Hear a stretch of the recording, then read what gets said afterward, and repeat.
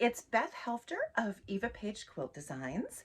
I'm probably best known in the last few years for my accordion sewn half square triangles technique, which I affectionately call the accordion sewn HST's TM.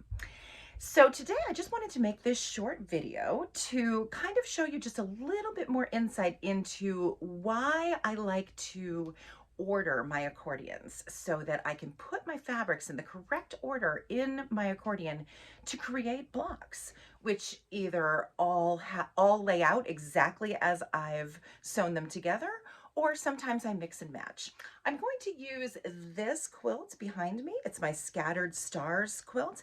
This particular block is one where I can make 2 stars from one accordion, and I just want to show you kind of how that works.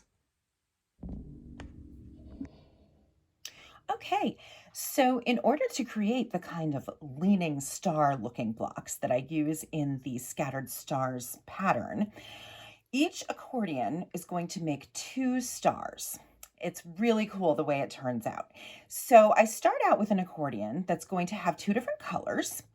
In this example, I have used yellow and magenta with a background of gray. So I suppose you can really say it's using 3 colors, but I like to think of it as color 1, color 2, and a background. And then you can see that they've been placed in pretty much a deliberate order. And that order is going to result in the correct number of combinations within my half square triangles that I'm going to need for 2 blocks for this quilt. So I'm just going to move this down a little bit and show you those combinations. So first off, I'm going to have a combination that's going to be yellow with magenta.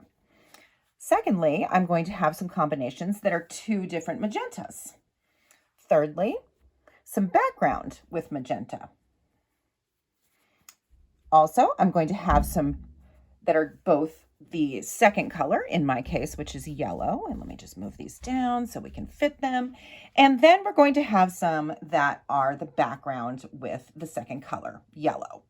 So I figure out how many of each I need, make my accordion accordingly, and then once I cut it all apart, and I do have to trim them. That's one thing about half square triangles. You really do need to trim them. So I'll trim them all down, and then that one accordion ends up creating 2 sort of fraternal twin blocks here.